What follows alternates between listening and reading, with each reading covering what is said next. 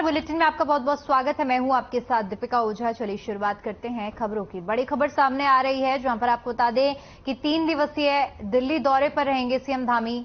वैश्विक निवेशक सम्मेलन में उद्यमियों संग बैठक करेंगे और यूसीसी पर चर्चा भी करेंगे सीएम धामी। तो बड़ी और अहम जानकारी, जहां पर पीएम मोदी से दिल्ली में मुलाकात कर चुके हैं।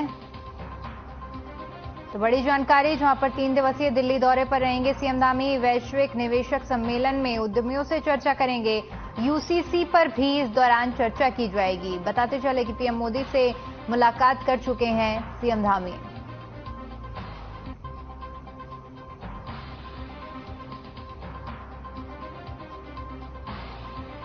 तो बड़ी खबर साझा कर रहे हैं, जहां पर 3 दिवसीय दिल्ली दौरे पर रहेंगे सीएम धामी। इस दौरान उद्यमियों से चर्चा भी करेंगे।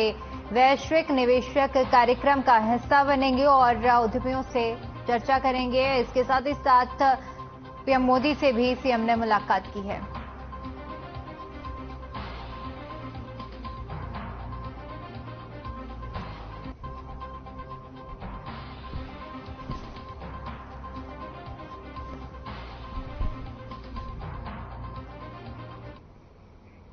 मानसून सीजन में आपदा से भारी नुकसान हुआ है, जिसमें राज्य को जनहानि और पशु हानि दोनों हुए हैं। राज्य सरकार लगातार प्रयासरत है कि आपदा प्रभावितों को राहत पहुंचाई जा सके। जो लोग मुश्किल की घड़ी में हैं, उनको बाहर निकाला जा सके। इसके लिए एसडीआरएफ, एनडीआरएफ, आईटीबीपी और स्थानीय पुलिस की सभी टीम धरातल पर काम भी कर रही हैं, जिस पर मुख्यमंत्री पुष्कर सिंह धामी ने कहा कि वे खुद भी इसकी मॉनिटरिंग कर रहे हैं। सीएम धामी ने कहा कि अभी आपदा से हो रहे नुकसान का आकलन किया जा रहा है।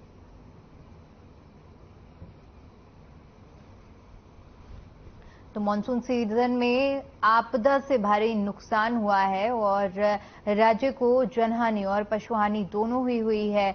अब नुकसान की मॉनिटरिंग की जा रही है, पूरे नुकसान का आकलन किया जाएगा। सीएम धामी की तरफ से बयान सामने आया है, जिसमें उन्होंने कहा है कि नुकसान की मॉनिटरिंग की जा रही है।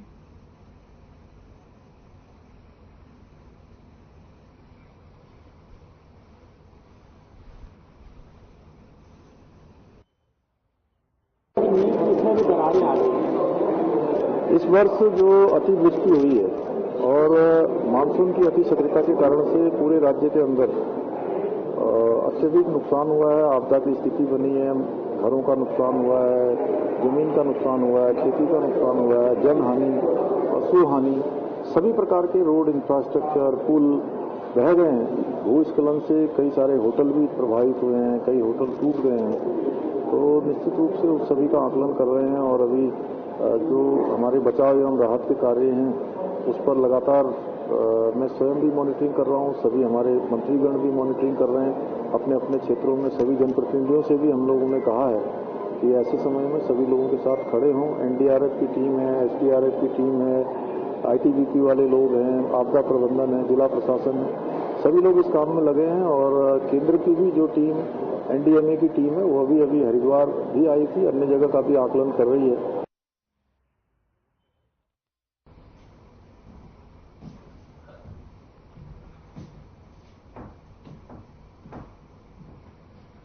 उत्तराखंड में उपचुनाव को लेकर सरगर्मियां बढ़ गई हैं। बीजेपी प्रत्याशी पार्वती दास के बाद कांग्रेस प्रत्याशी वसंत कुमार ने नामांकन भर दिया है। इस दौरान प्रदेश अध्यक्ष करण माहरा ने और नेता प्रतिपक्ष यशपाल आर्य सैकड़ों कार्यकर्ताओं के साथ मौजूद रहे। कांग्रेस नेता बागेश्वर का उपचुनाव मजबूती से लड़ने की बात कर रहे हैं।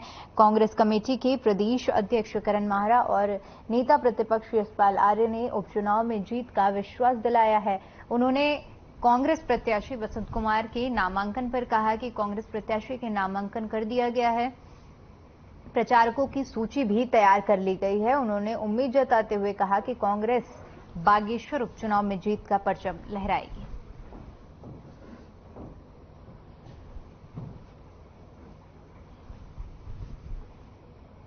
जिससे जो वायदा 2022 में भारतीय जनता पार्टी ने किया था, नौजवानों को रोजगार देंगे, 22,000 नौजवानों को सरकारी नौकरी दी जाएगी, और जिस तरह से पेपर लीक मामला उजागर हुआ है और निश्चित रूप से नाइंसाफी है बच्चों के साथ, युवाओं के साथ, और उनके जो हक की बात कर रहे थे उनके पर संगीन धाराओं में एफआईआर दर्ज कर दी गई और कानून व्यवस्था पूरी तरह ध्वस्त है। खनन माफिया बेलगाम है, अफसरशाही बेलगाम है और विकास अवरुद्ध है। और जो हमारे दलित हैं, शोषित हैं, उनके साथ उनमें डर का माहौल है, भय का माहौल है। बदलेगा, हालात ही ऐसे हैं। बीजेपी के कुशासन से लोग परेशान हैं, महंगाई से त्रस्त हैं, बच्चे बेरोजगार घरों में बैठे हैं। आखिर कब तक लोग लोहानी बातें सुनेंगे? 16 साल से एक ही परिवार इस बागेश्वर में जीतते आ रहा है, लेकिन आज अस्पताल की हालत देख लीजिए। 6 डॉक्टर इस चुनाव से काफी कुछ पहले यहां से हटाए गए, नए डॉक्टर्स आए नहीं है, स्पेशलिस्ट डॉक्टर नहीं है। महिला अस्पताल की दुर्दशा आप देख लीजिए, गंदगी चारों ओर बिखरी पड़ी है। तो ये कुशासन ही हम कहेंगे। दूसरी तरफ महिलाओं के ऊपर पूरे देश में अत्याचार हो रहे हैं, चाहे वो मणिपुर हो, चाहे वो दिल्ली में हमारे अंतर्राष्ट्रीय खिलाड़ी हो, चाहे उत्तराखंड में अंकिता हो, पिंकी हो, ममता हो, चाहे उत्तरकाशी जनपद में 4 SC की बेटियों का बलात्कार हुआ हो, चाहे वो हाथीबरगला देहरादून में बलात्कार और मर्डर हुआ हो। इन सभी चीजों से महिलाएं भी आक्रोशित हैं। देखिए, बागेश्वर उपचुनाव में नामांकन कांग्रेस के प्रत्याशी वसंत कुमार जी ने किया है। माननीय अध्यक्ष जी और माननीय नेता प्रतिपक्ष उपस्थित हैं उसमें कार्यक्रम में, और कार्यकर्ताओं का अपार उत्साह देखने को मिला है। भीड़ आपके सामने है, महत्वपूर्ण लोग वहां पर उपस्थित हैं और कार्यकर्ता का हुजूम है, और निश्चित रूप से उससे उत्साह भी बढ़ता है। और बागेश्वर का उपचुनाव कांग्रेस पार्टी जीतेगी और अच्छे मतों से जीतेगी। और जिस तरीके से भारतीय जनता पार्टी की सरकार ने विगत 6 वर्षों में इस प्रदेश में जो जुल्म किए हैं, इस प्रदेश की जो आर्थिक स्थिति खराब की है, स्वास्थ्य सेवाएं गड़बड़ा गई हैं, सड़कें टूटी पड़ी हैं, पेपर लीक का मामला है, अंकिता भंडारी हत्याकांड का VIP कौन है, कई मुद्दे हैं। इन मुद्दों को लेकर हम चुनाव में जाएंगे। आज तो नामांकन हमने किया है और उस नामांकन में जो भीड़ आई है, जिस तरह के जनता का समर्थन और मार्गदर्शन हमको मिला, उससे लगता है कि निश्चित रूप से। बागेश्वर उपचुनाव को लेकर उत्तराखंड के पूर्व मुख्यमंत्री हरीश रावत ने बीजेपी पर तंज कसा है। उन्होंने कहा कि कांग्रेस प्रत्याशी वसंत कुमार की लोकप्रियता को बढ़ता देख बीजेपी बौखला गई है। कांग्रेस और वसंत कुमार के बुनियादी वोट से उपचुनाव में कांग्रेस जीत का झंडा गाड़ने जा रही है। आगे कहा कि बागेश्वर की जनता बीजेपी की कूटनीतियों का जवाब कांग्रेस को जिता कर देगी।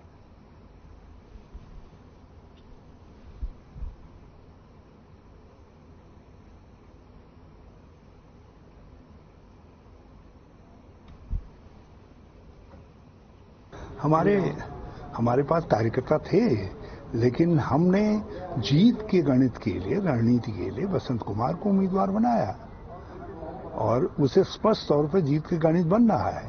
कांग्रेस का बुनियादी वोट प्लस जो वसंत कुमार, क्योंकि आपका तो कुछ वोट था ही नहीं, वो तो वसंत कुमार का वोट था, तो वो वोट मिला करके जीत सुनिश्चित करता है। इसलिए वसंत कुमार के उम्मीदवार बनाने के बाद भाजपा बौखला ही पड़ी है। प्रधानमंत्री नरेंद्र मोदी के आह्वान पर मेरी माटी मेरा देश अभियान के तहत नगर निगम हरिद्वार के ललौटे पुल पर अमृत वाटिका में एक कार्यक्रम आयोजित किया गया। कार्यक्रम में बीजेपी और कांग्रेस समेत स्वतंत्रता संग्राम सेनानी परिवार भी शामिल हुए। इस मौके पर मुख्य अतिथि के तौर पर मौजूद पूर्व मुख्यमंत्री और हरिद्वार सांसद रमेश पोखरियाल निशंक ने लोगों को देश के शहीदों को नमन करने के साथ साथ देश की सांस्कृतिक धरोहर को संजोए रखने का संकल्प दिलाया। कार्यक्रम में आए सभी लोगों ने मुट्ठी में मिट्टी लेकर शपथ ली और उस मिट्टी को एक कलश में एकत्रित किया, जो कि दिल्ली में बन रही अमृत वाटिका के लिए जाएगी।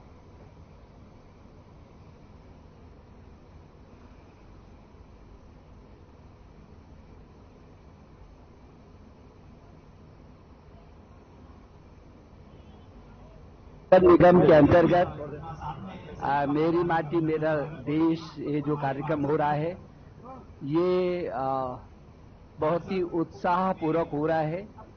मैं समझता हूं कि पूरे देश के इतिहास में ये पहला ऐसा अवसर होगा जब माटी से बच्चा भी जोड़ करके देश की आजादी के अमृत महोत्सव के अवसर पर पूरा देश ऐतिहासिक रूप में अपना उल्लास और उत्साह मना रहा है। इस अवसर पर ये आज नगर निगम में के अंतर्गत हरिद्वार में, जो देश की नहीं पूरी दुनिया की आध्यात्म की राजधानी है, जहां पूरे देश और दुनिया का बच्चा बच्चा भी आता है।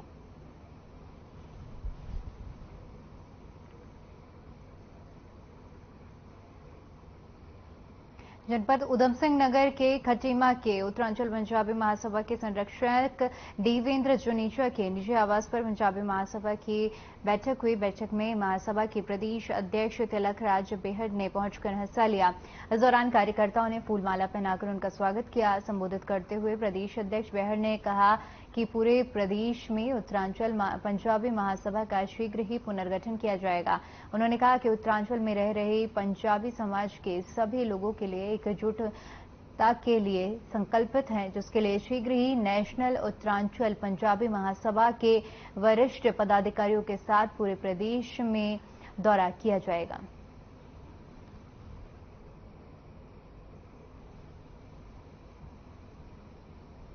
अब मैं अभी देहरादून गया था तो मैंने अपने सभा के पदाधिकारियों को बुलाया था प्रदेश के। अब हम दोबारा से बहुत जल्दी अगले 1-2 महीने के अंदर बड़ी मीटिंग करने जा रहे हैं। दोबारा से हम करेंगे और हम इसका चुनाव भी कराएंगे। जब कोई और व्यक्ति जो ज्यादा मेहनत कर सकता हो, संभाल सकता हो, उसको हम जिम्मेदारी इसकी सौंपेंगे और फिर दोबारा से हम अपने संगठन को खड़ा करेंगे।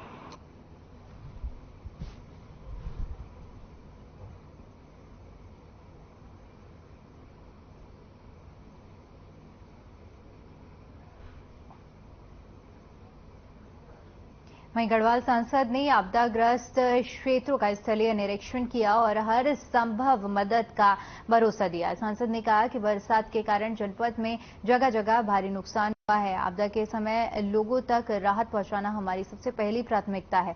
उन्होंने अधिकारियों को निर्देशित किया कि बारिश के कारण अवरुद्ध सड़कों पर अतिरिक्त मशीनें लगाते हुए शीघ्र आवाजाही सुचारू की जाए, विद्युत के खराब पोल और झूलती तारों को बदला जाए, क्षतिग्रस्त पेयजल लाइनों को ठीक किया जाए, प्रभावित क्षेत्रों में क्षति का आकलन किया जाए। वन, सिंचाई एवं राजस्व विभाग को आपदा प्रभावित क्षेत्रों को संयुक्त निरीक्षण करते हुए नदी नालों में प्रोटेक्शन वर्क के लिए आपदा न्यूनीकरण में प्रस्ताव देने की बात कही। उन्होंने समस्त जनप्रतिनिधियों और अधिकारियों को बेहतर तालमेल के साथ आपदा प्रभावितों को राहत पहुंचाने पर जोर दिया।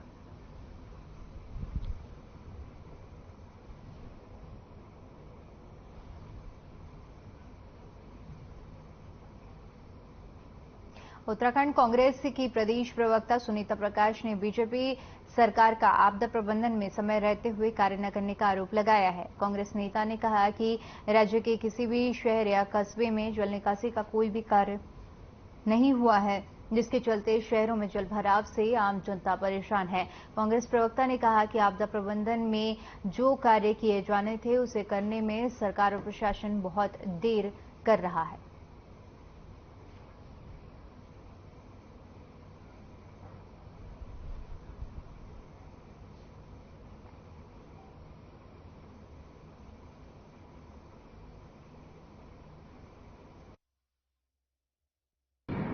देखिए, भारी बरसात की वजह से जो उत्तराखंड में आपदा जैसे हालात बन गए हैं और सरकार बिल्कुल रिवर्स नजर आ रही है। डबल इंजन की जो सरकार है वो बिल्कुल फेल हो चुकी है। जनता जो है परेशान है, जगह जगह जल भराव है, लोगों के घर के अंदर पानी घुस गया है, लेकिन सरकार ने जल निकासी का कोई भी प्रबंध, कोई व्यवस्था नहीं की है, जिसकी वजह से जनता जो है सरकार की तरफ आस लगाई बैठी है, लेकिन सरकार उनको कुछ भी उनकी सहायता नहीं कर पा रही है। देखिए, जगह जगह अगर हम उनसे पूछते हैं कि सरकार कर क्या रही है, तो उनका कहना होता है भाजपा के प्रवक्ताओं का कि हमारे मुख्यमंत्री जी सब जगह दौरा कर रहे हैं। तो अगर मुख्यमंत्री जी दौरा कर रहे हैं, एक तो सबसे पहली बड़ी बात यह है कि अगर मुख्यमंत्री जी हवाई दौरा कर रहे हैं तो टैक्स पेयर का जो पैसा है।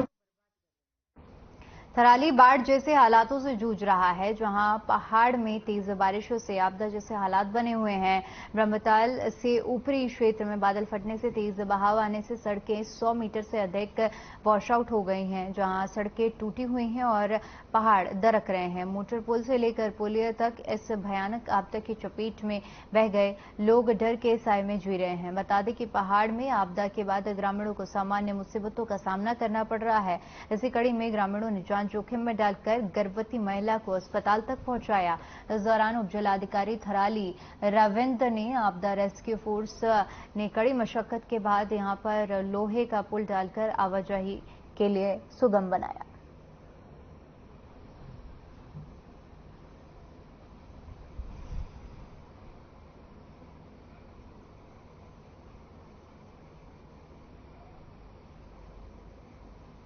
उत्तराखंड के विकास नगर से करीब 25 किलोमीटर दूर बिनहार क्षेत्र का जाखल गांव, जहां पर आपदा विकराल रूप ले रही है। बताते चले कि जाखन गांव में पहाड़ी से हुए भूस्खलन के चलते सड़क, मकान, खेत, छानी और स्कूल तक सब तबाह हो गया है। दरअसल 2 दिन पहले अचानक पहाड़ी का एक हिस्सा भरभराकर सड़क समेत गांव के घरों पर आ गिरा, जिससे 10 मकान और कई छानियां जमींदोज हो गईं, तो वहीं बाकी बचे मकानों में दरार पड़ गई। गनीमत ये रही कि इस हादसे में कोई जनहानि नहीं हुई।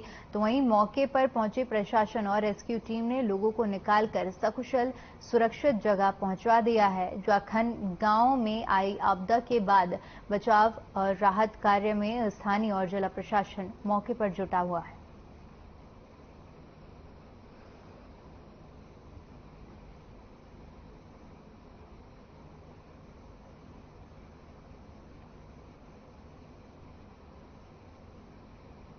जो है खत्म हो गया। यहाँ के लोग सारे लोग रात को भागे, बच्चों लेके बिस्तर छोड़ के सब भागे जब ये गिरा। तो आप कहाँ मौजूद थे उस समय? हम यहीं थे, गांव में थे, खुले में। हाँ, आपने देखा ये पूरा मामला? हाँ जी, हमारे सामने हुआ ही, हम यहीं पास में ही है। फिर रात को लोग भागे यहाँ से, जब यहाँ देखा बच्चों लेके सामान छोड़ के भागे सारे। अरे खुले था जाखन तो बिल्कुल खत्म के लिस्ट में है, बिल्कुल ये बच्चे नहीं सकते, तो गया पर खुले ये नहीं बच सकता। यहाँ इसको जो देख रहे हैं ये बुरी स्थिति का है, और यहाँ की स्थिति को देख करके इधर उधर भी डर लग रहा है। डर रहे हैं कि अगर ऐसी आपदा आए तो सारे जो आस पड़ोस के गांव हैं वो सारे दब जाएंगे और सारे लोग मर जाएंगे। मैं देखने आई थी तो 10 मकान तो पूरे ही बने हुए हैं, लेकिन इसके अलावा भी के आसपास के मकान भी कब्जे भी जगह हैं, तो सभी को हमने यहाँ से हटा दिया है और एक जगह पे ले गए हैं। साथ ही साथ 7 गौशाला भी कुछ पशु हानि बताई जा रही है। तो अभी हमारी पूरी टीम यहीं पे है, क्या कारण रहे होंगे और किस तरह से अभी रिहेबिलिटेशन करना है, इस पर पूरी चर्चा हो रही है। हम जल्द से जल्द सारी व्यवस्थाएं कर दें, उस पर कोशिश है।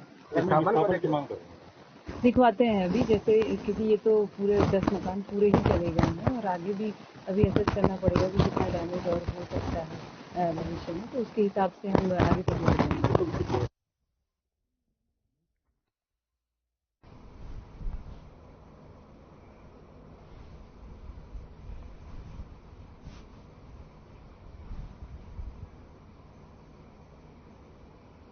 नगर निगम बोर्ड की बैठक में दाखिल खारिज शुल्क में संशोधन कर दिया गया है, जिससे लोगों को बड़ी राहत मिली है।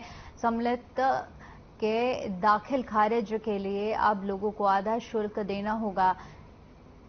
ये संशोधन पार्षदों की मांग पर बोर्ड की बैठक में किया गया है। आपको बता दें कि फरवरी में बोर्ड की बैठक में दाखिल खारिज शुल्क में स्टैंप ड्यूटी के शुल्क के आधार पर बढ़ोतरी की गई थी।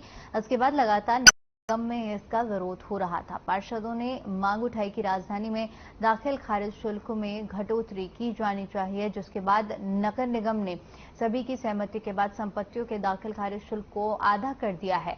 हैरानी की बात यह है कि जो व्यक्ति संपत्ति में दाखिल खारिज पर 2000 रुपए करता था, अब उसे 1000 रुपए खर्च करने होंगे।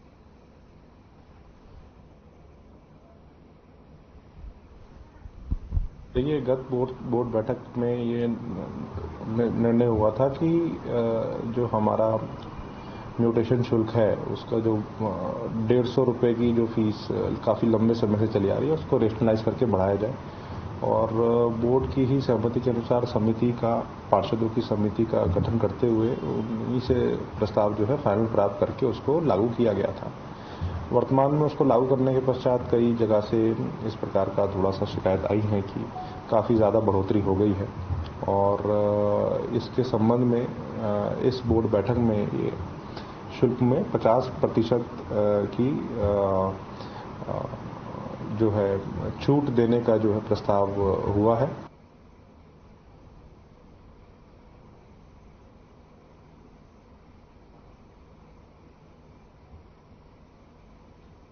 देहरादून को स्वच्छ और सुंदर बनाने के लिए नगर निगम गैर सरकारी संगठनों के साथ मिलकर एक अभियान चलाने जा रहा है। इसके तहत गीला और सूखा कचरा अलग अलग निस्तारित करने और 100% कूड़ा उठान की व्यवस्था पर जोर दिया जाएगा। इस अभियान के तहत आमजन को भी स्वच्छता के प्रति जागरूक किया जाएगा। वहीं मीडिया को जानकारी देते हुए सुनील उनियालगामा ने बताया कि देहरादून को सुंदर बनाने के लिए कदम उठाया जा रहा है ताकि देहरादून सबसे सुंदर शहर में उसकी गिनती हो सके।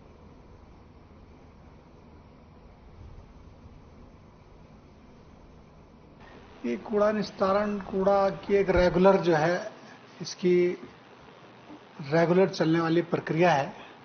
कूड़ा अगर हम एक दिन अगर कूड़ा नहीं उठाते तो अगले दिन दूसरे दिन ढेर लग जाते हैं। तो निरंतर ये प्रक्रिया है और सफाई व्यवस्था डेली हम इसको करवाते हैं। चाहे कुछ वार्डों में हमने एनजीओ के माध्यम से कराई हो, चाहे कुछ वार्डों में स्वयं सहायता समूह के माध्यम से हो, तो लेकिन हमारा ध्येय एक ही है कि हमारा शहर जो है स्वच्छ होना चाहिए, शहर हमारा सुंदर होना चाहिए। स्वच्छ दून सुंदर दून का जो शहर वासियों का नारा है, वो अपना शहर जो है साफ सुथरा।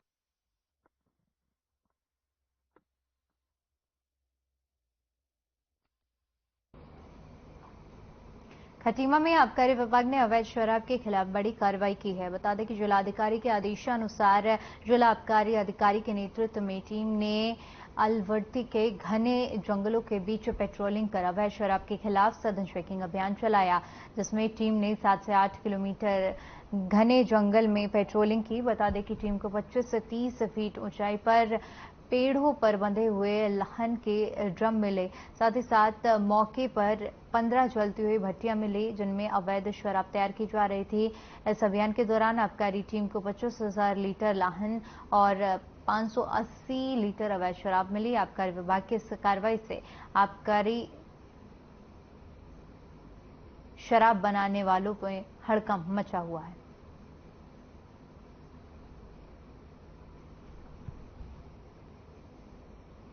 दरअसल ये अभी विशेष अभियान कमिश्नर साहब की तरफ से आया हुआ है 20 तारीख तक के लिए। इसमें कुमाऊं मंडल की टीम को लेकर के स्पेशल निर्देश हमारे ज्वाइंट कमिश्नर के पांडे जी ने दिए थे। कल ही मुझे एक आदेश मिला था और जिला आबकारी अधिकारी उधम सिंह नगर के नेतृत्व में जो है आबकारी निरीक्षक और पूरी आबकारी की टीम उधम सिंह नगर की इन्फोर्समेंट को लेकर के हम आज तड़के जो है इधर अलावर्दी गए। बिगड़ जंगलों में वहाँ दर्जनों की संख्या में अवैध शराब के कारखाने चल रहे थे। उन कारखानों को तहस नहस किया और लगभग हमें 14 से 15 जली हुई भट्टियां मिली और 25,000 लहन जो है ऊपर पेड़ों में लगा हुआ उसको हमने नीचे गिरा के तहस नहस किया और 580 लीटर अवैध कच्ची शराब हमने मौके पर बरामद की।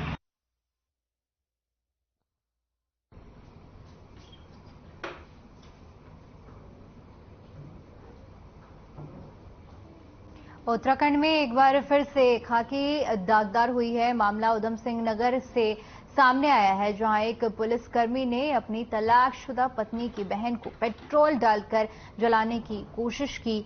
मामले की सूचना पुलिस को दी गई। शिकायत के बाद पुलिस ने मुकदमा दर्ज कर आरोपी को जेल में भेज दिया है। बताया जा रहा है कि आरोपी ने पुलिसकर्मी ने 15 अगस्त के दिन घटना को अंजाम दिया था।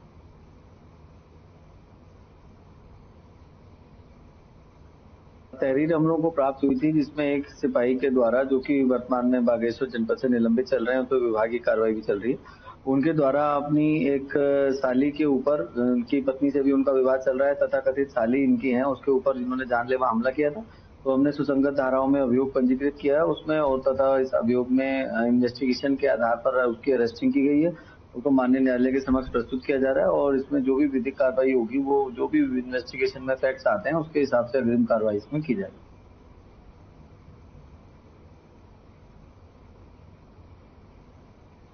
रुड़की के आजाद नगर चौक के पास उपकारागार के सामने नवीन गोयल का पाइप और टैंक का बड़ा गोदाम है। रोजाना की तरह बीती शाम वह अपने गोदाम बंद करके अपने घर गए, जिसके बाद सुबह जब गोदाम पर पहुंचे तो देखा कि उनके ऑफिस का शीशा टूटा हुआ था और अज्ञात चोरों के ओर से लाखों की चोरी की घटना को अंजाम दिया गया था। गोदाम स्वामी नवीन गोयल ने कहा कि अज्ञात चोर पीछे के रास्ते से उनके गोदाम में घुसे और ऑफिस का शीशा तोड़कर अलमारी से तकरीबन 24.5 लाख की नकदी चुरा कर ले गए। उन्होंने बताया कि चोरों ने सीसीटीवी कैमरों को भी घुमा दिया था। मामले की जानकारी पुलिस को दी गई है, जिसके बाद पुलिस ने मामला दर्ज कर आगे की जांच शुरू कर दी है।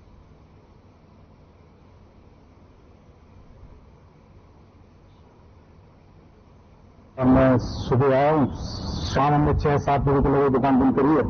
सुबह हम आए हैं ऐसे नॉर्मल अपना जिस तरह रूटीन में आते हैं और फिर अपने 2 शटर लगे हैं, दोनों ब्लॉक थे हमारे। अंदर आके शटर खोल के देख रहा था, हमारा ये सामने वाला शीशा ये टूटा हुआ था। तो हमने सोचा कि ये टैंक गिर के शीशा टूट गया होगा। हमने जब भी विश्वास में आके चोरी हो गई, अंदर आके देखा तो ये प्लेट सेट पड़ा था यहाँ पे, ये मार के पुलिस ले गई है, उसे तोड़ के शीशे के अंदर आके देखा तो पेपर वगैरह तो लगते नहीं कोई लेके गए हैं, लेकिन मेरी कैश सारा ले गए हैं। सुबह 9:30 बजे अमित का फोन है, भाई का कहने लगे ऐसे नवीन है अपने मित्र नवीन गोयल, उनके यहाँ अब पे चोरी होगी। तो ये मुझे लेने हम दोनों यहाँ के देखा तो ये बधावा उससे बेचारे कि भाई देखो मेरा 3-4 दिन से मैं वैसे डिस्टर्ब था और इतना जो कैश मेरा सारा ले गए। तब मैंने एसएचओ गंगनहर को फोन करा तो उन्होंने यहाँ पे दरोगाजी भेजे जो यहाँ देख रहे हैं, इन्वेस्टिगेट कर रहे हैं हर पहलू से कहाँ क्या हो सकता है। तो हमारा तो यह है कि देखो जब यहाँ पे हादसा हुआ है पुलिस को भी इन्फॉर्म कर दिया, लेकिन इतनी बड़ी घटना यहाँ होगी और ये पूरा पोस्ट एरिया यहाँ आसपास आबादी भी है, हॉस्पिटल भी है, सब तो ऐसा सामने जेल है, तो ऐसे इतनी हिम्मत चोरों की कि वो इस गोदाम में घुस के और इस वारदात को अंजाम दे के चले गए।